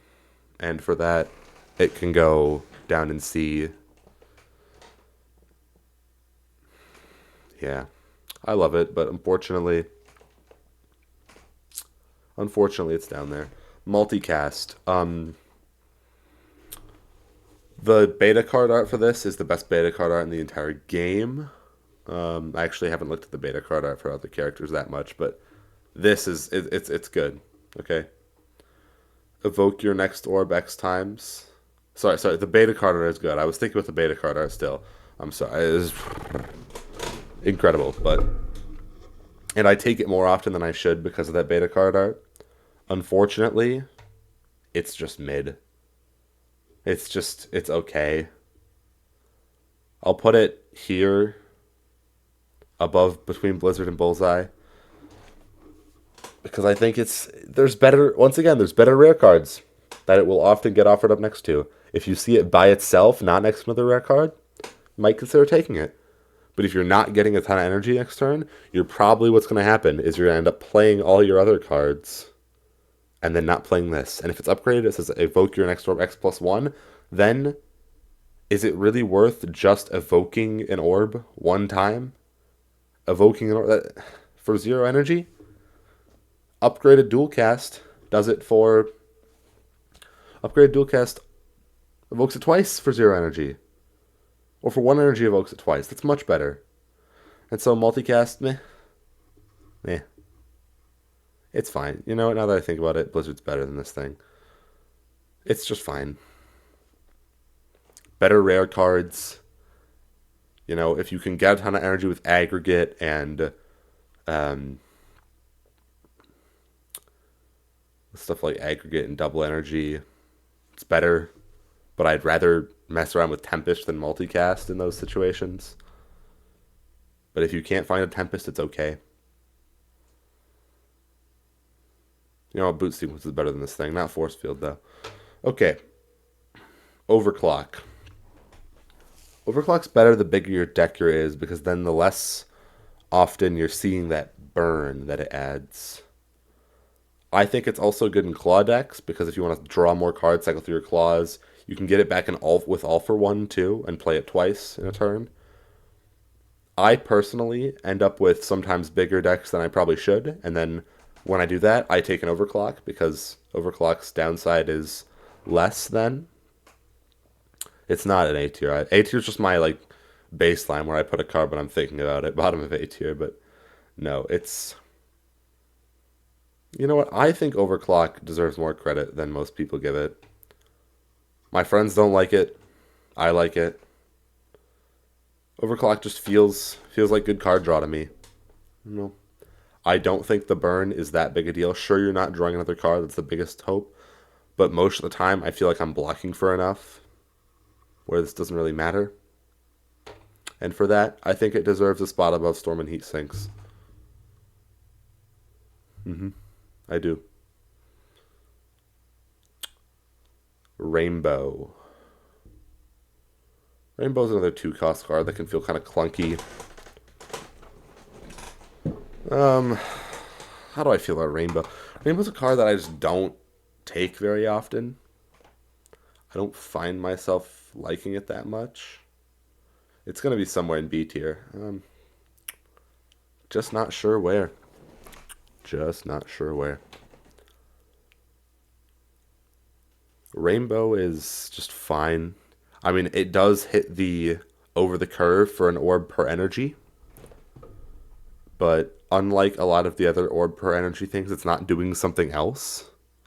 Like Cold Snap and Ball Lightning do a little bit of damage. It exhausts, which is good. You really don't want to be playing your Rainbow multiple times. It will draw, and it's just not worth it. Upgraded Rainbow. Arguably a worse card. I don't like upgrading my Rainbow. Most of the time, I just feel like there's other things I'd rather be doing with my energy. I'd rather be playing 2 Ball Lightnings. I'd rather just not take the Rainbow and have it be less clunky and just take a bunch of 1 energy cards that just can do other things and then channel 1 orb. And for that, Rainbow's not going to go up here. Rainbow's going to go... The Dark Orb's in the back. I have more to say about Rainbow, actually. The Dark Orb's in the back, which makes it better. And hold on, this entire thing needs some refresh. Doom and Gloom is going below Cold Snap and Ball Lightning. Melter's also going below that. Equilibrium's going below them. And yeah, everything else is fine. Rainbow is just... I'll put it right below Equilibrium.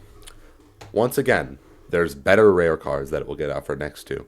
And that's probably the reason I don't see it a lot. If you see it by itself, with next to common and uncommons, you could take it.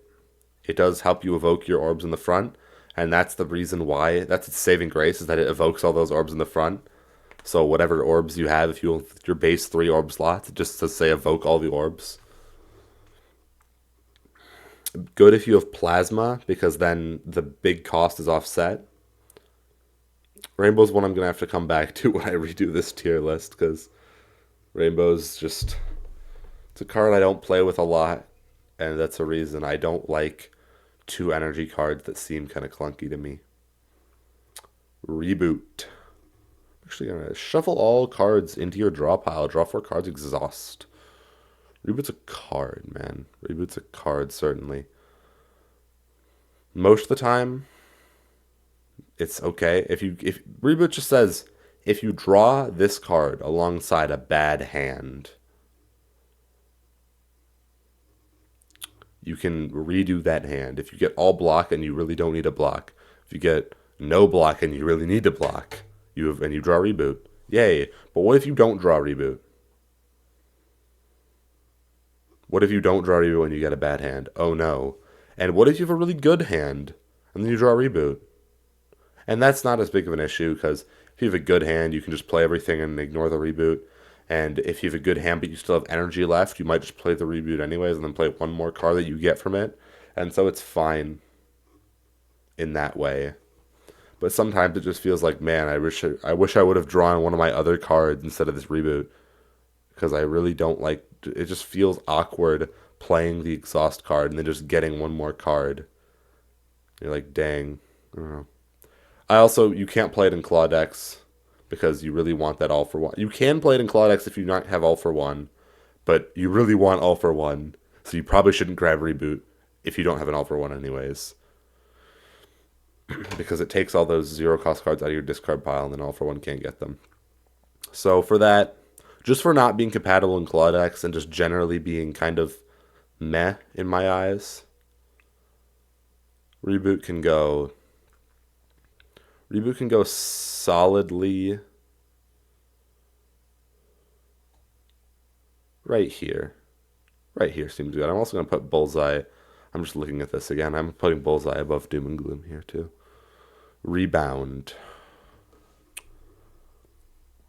I like to play too fast to really think about Rebound, so I sometimes avoid it because I just like to click the buttons really fast. But I acknowledge it's a good card. I acknowledge it has more potential than I've given it. To be honest, I feel like not channeling an orb and not like applying a debuff, just kind of like whatever. 9 damage is middle of curve for 1 energy. And I mean, you get to play a card twice in a row, which is fine, but I much prefer hologram over it than for card manipulation. So for that, Rebound can just get a solid smack right in the middle here. It's probably better than I give it credit. If you're a new player, don't shy away from Rebound. You might like it. I'm just personally not a fan because I like to play fast. Recursion. At 1 energy, it's kind of awkward. Upgraded Recursion is 0 cost. Feels much better.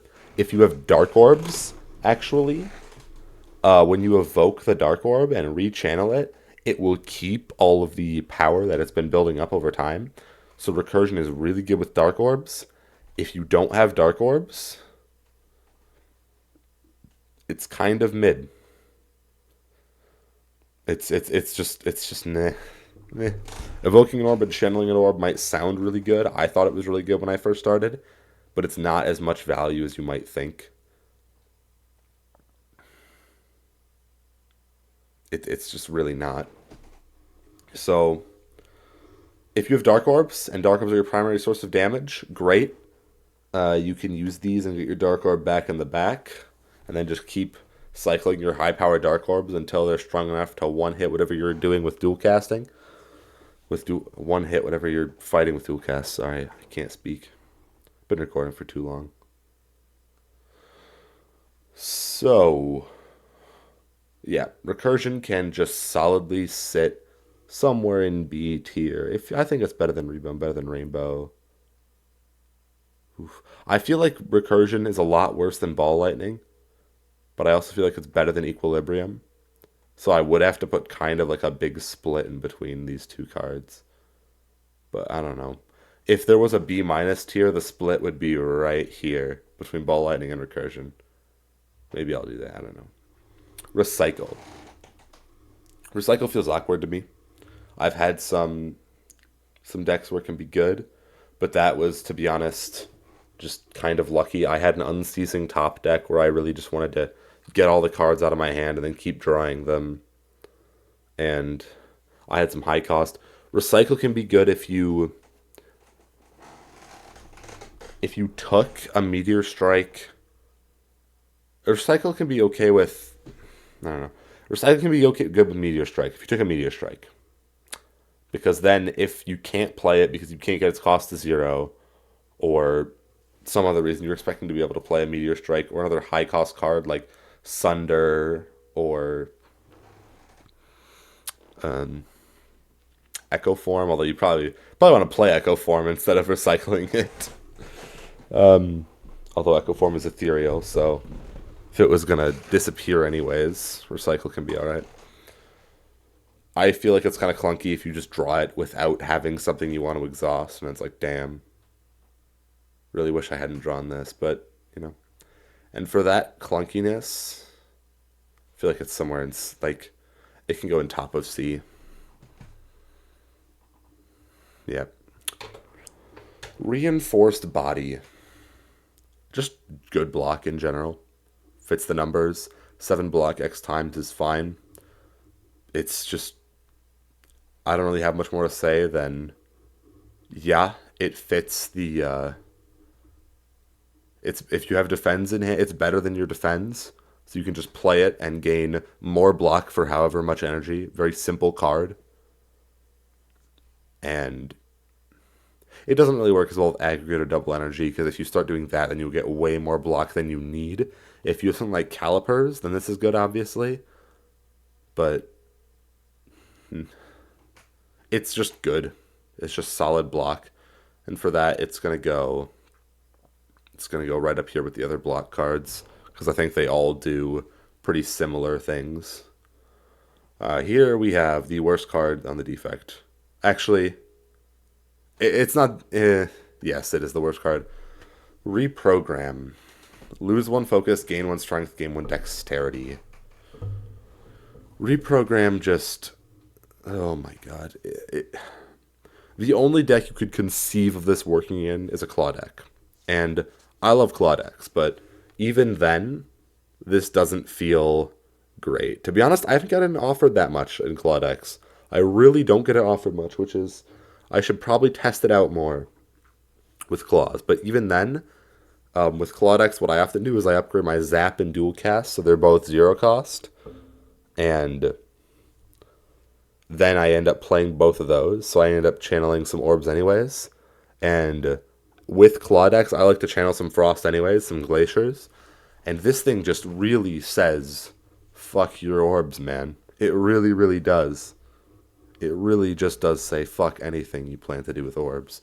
And for that, man, orbs are the central Defect mechanic. You can't just take them away like that. You really can't just take them away. Rip and Tear. Another bad card on the Defect. The randomness, I once again don't like. It is over curve for damage for 1 energy. It's 14 damage to a single target if there's a single target. In multi-target fights, this thing is just like super unreliable. You don't know what it's going to hit. It's probably going to hit exactly what you don't want, because that's just how things are. And this thing is just there. There. It can be at top of D tier because I think it's a little better than Consume, but the randomness you just don't want. You really, really don't want the randomness. Actually, Consume is better than this thing. This thing is bad. Not Hyper Beam or Reprogram bad, you'll notice, because they lose focus. They're pretty bad, but damn. Randomness, damage, it's just... In a single fight, it's fine, but it's not even that much damage to afford... It's not enough damage in single target fights to justify taking it when you walk into multi-target fights and suddenly it's just completely almost unusable. And if you run into Act 3 and you run into those stupid things with thorns, those little spikers, and you start playing this and then they start actually hitting the spikers, oh my god, just don't. Scrape. We love a good scrape, right? As much as I want to put it up here in A tier, it doesn't deserve A tier. I love it's a bonus card of the Claw deck. It's a card that you should take with Claw. And for that, it's going to sit comfortably. It should actually be below most of these. It's going to sit comfortably right here. If you're running a Claw deck, it's great. If you're not running a Claw deck, never take it. Capiche? Capiche. Seek. Very good. We actually haven't had an S tier card in a long time, and Seek is definitely up there. Yeah, we'll put it bottom of S tier. Seek basically just says grab one of your top cards. Just grab any card out of your deck for free. And if you upgrade it, it says grab 2 cards. It's really good. It's busted. 2 cards is very good. 1 card is very good. It says grab whatever you need to make this hand perfect. And for that, actually, we're going to put it above Capacitator, because this, Seek, often I find myself either, if I'm running a deck with an X card, if I drew that X card, I'm grabbing my aggregate or my double energy, right? If you have Seek and you draw it, it basically says I can be whatever you want. I could be your aggregate to get a bunch of energy. I could be your genetic algorithm whenever you need it. I could be your echo form, right? You can grab whatever you want. I can be your defrag or your bias cog. I can get out core surge to make bias cog downside not be a thing at the right time. I don't think I have to explain how good a card that can just turn into any card, or if upgrade any 2 cards in your deck is. I don't think I have to explain how a card that could be anything is good, because it's really good. Self-repair. People say self-repair sucks. Some people say if you can't do anything else with your energy other than heal 7 for 1 energy. And I say, at worst, it says block for 7. And one of my friends who hates, he's a self-repair hater, he goes, but you should be blocking for more than 7 with 1. Yeah, I know.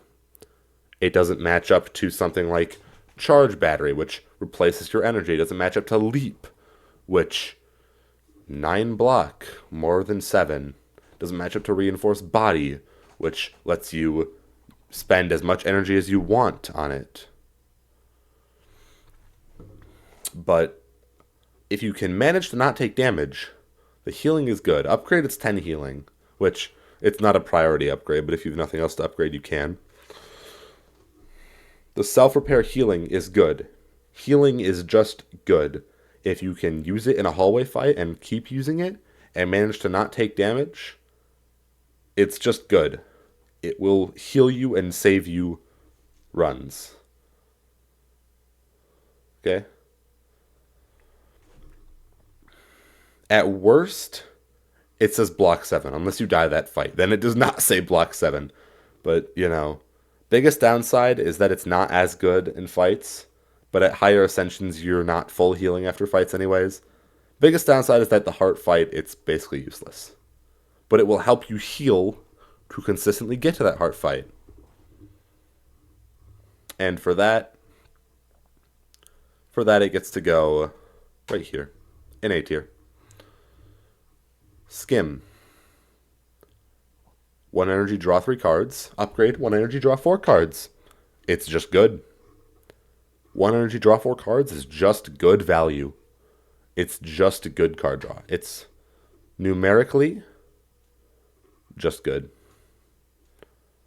And for that, it goes right there in A tier.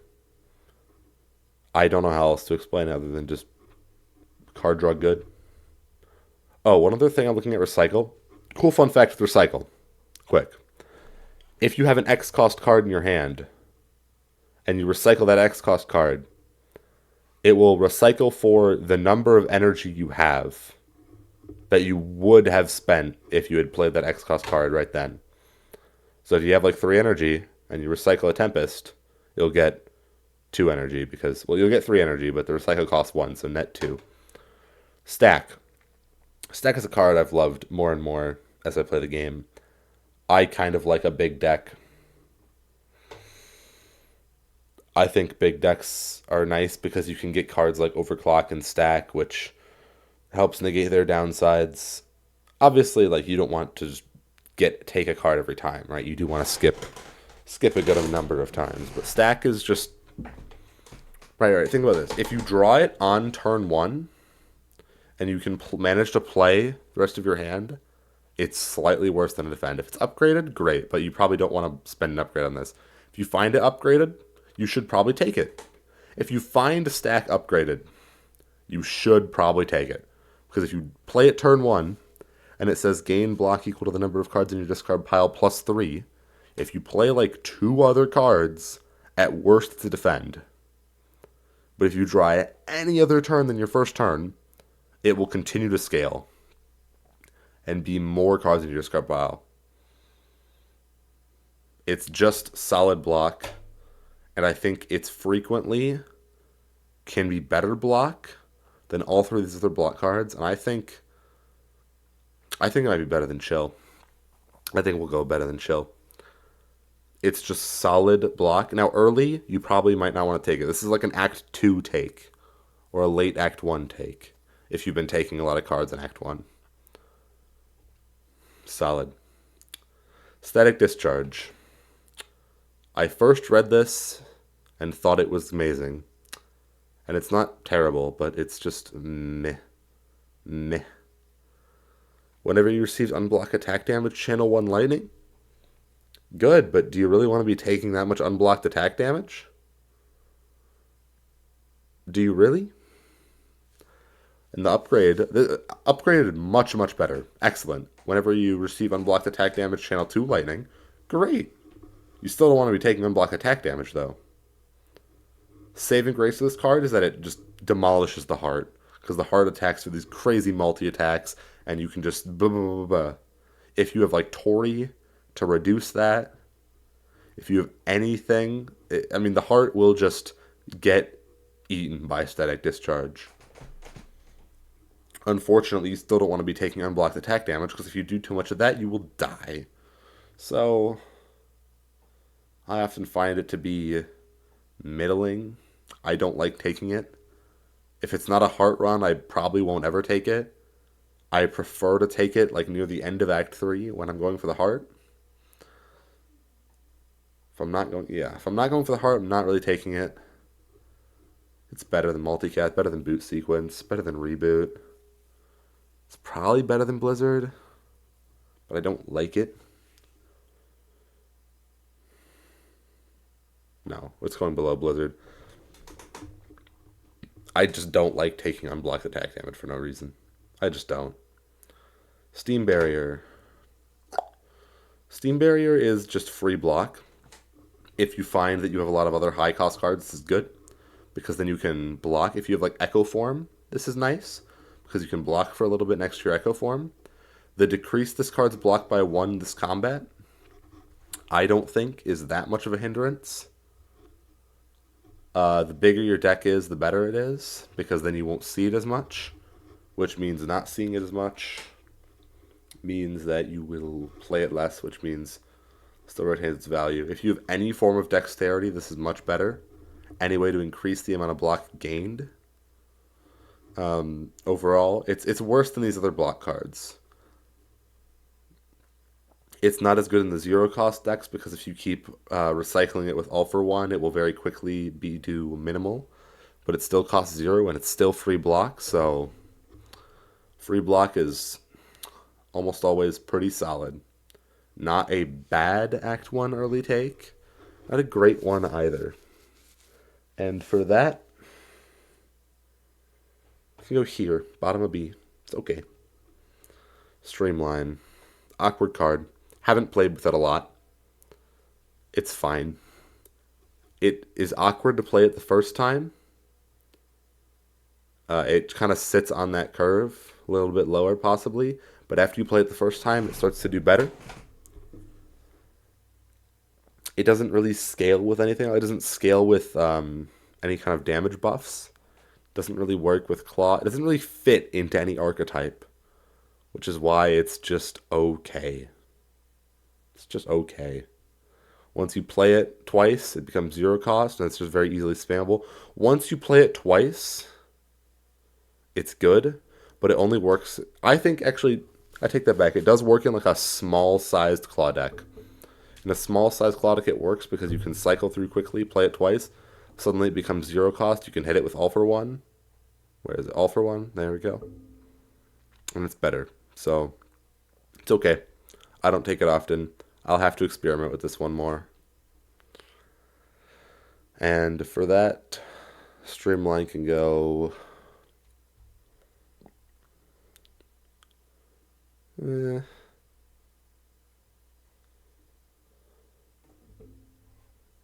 actually think Streamline is worse than most of these.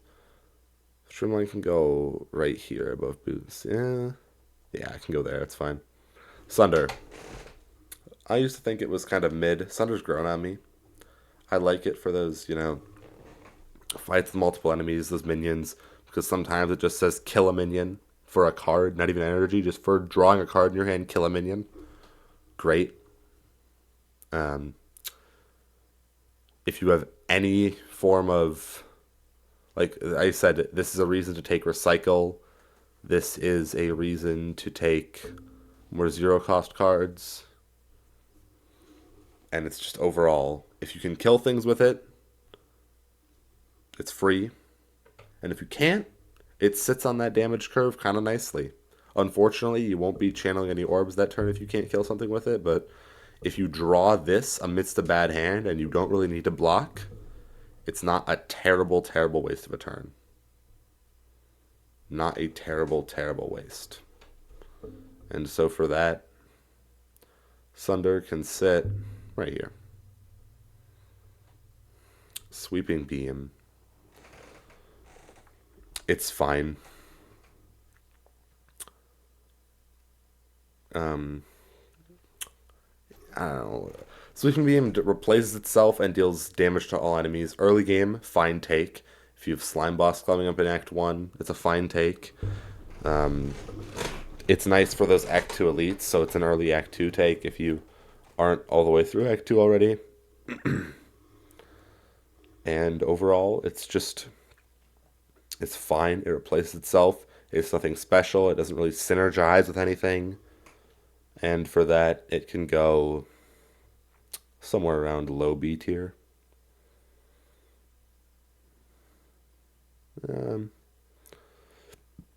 I'll give Multicast the edge over it. It can be better than Force Field too. I just don't like this thing that much. It's not C tier bad. It's better than all these cards, but Tempest. Oh, Tempest.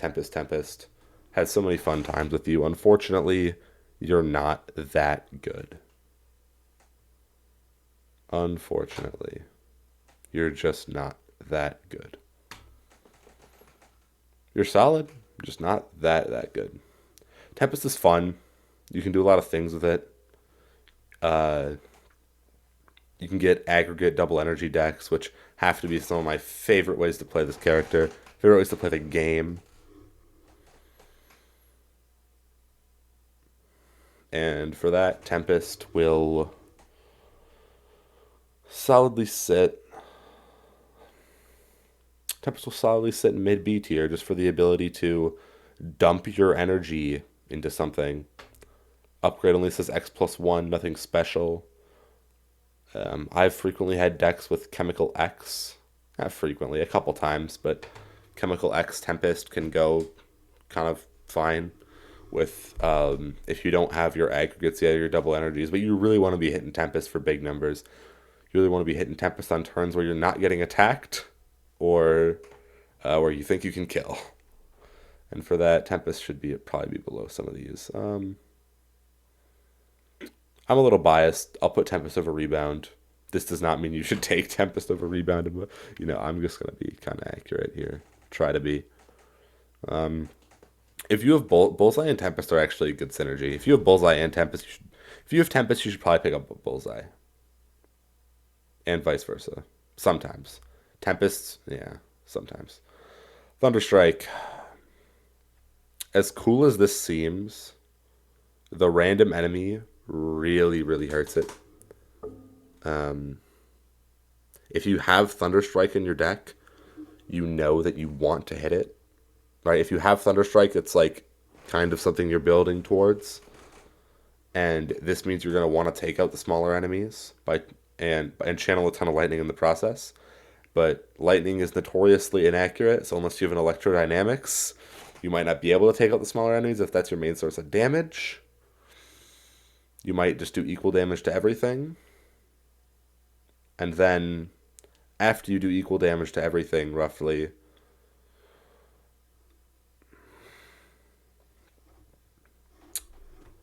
you might just have Thunderstrike for actual damage, but you might just hit something with low HP, and then it's a waste of your Thunderstrike. My biggest thing with this card is that if you're to the point where Thunderstrike is dealing insane amounts of damage, you've already channeled enough lightning to win the fight, and you don't need Thunderstrike. If this thing's doing crazy, like 50...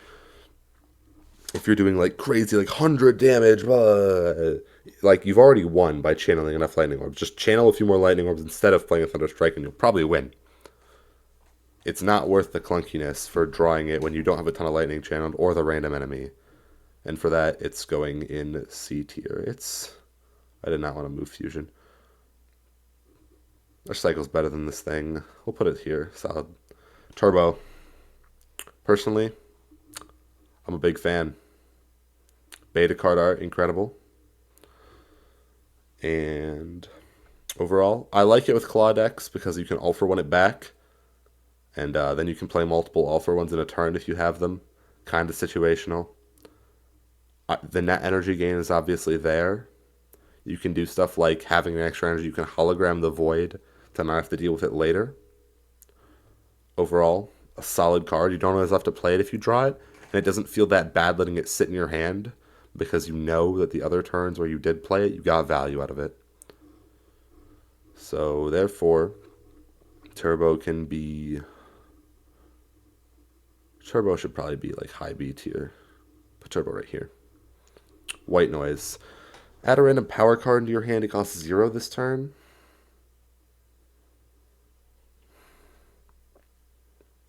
White Noise is fine.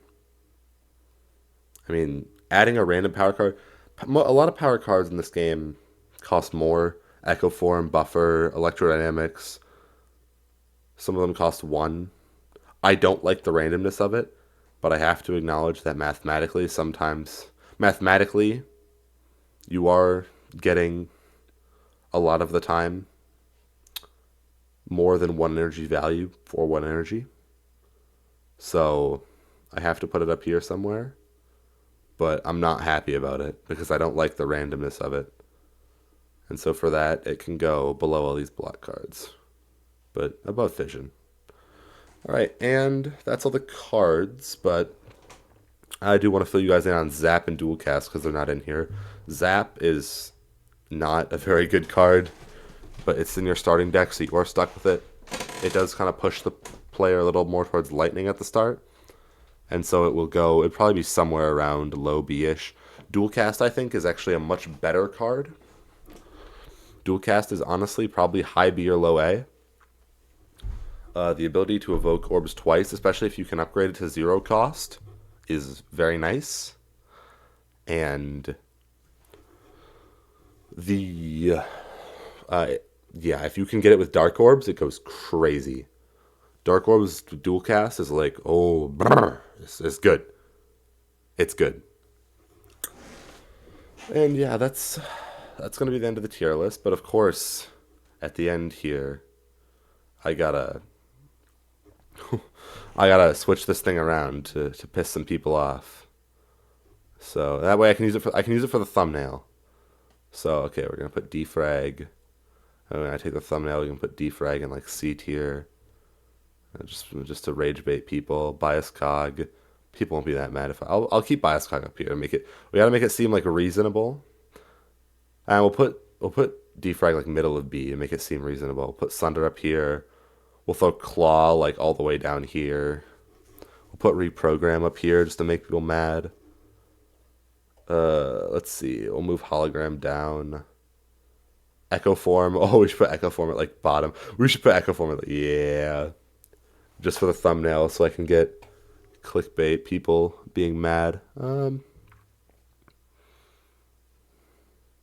Genetic algorithm. We'll put that low. Okay. This is going to be incredible. Nothing of value is happening here anymore. Buffer can go down. What's a card I can put at like the top to piss people off like really bad? Put Meteor Strike at the top. Meteor Strike can be... There we go.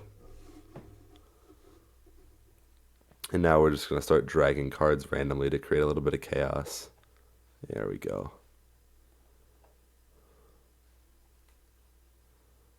Put auto shields up there. Grab a Thunder Strike, put it up top.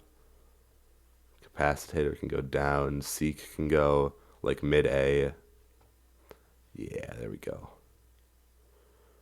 Okay. This seems like a pretty good thing to use for...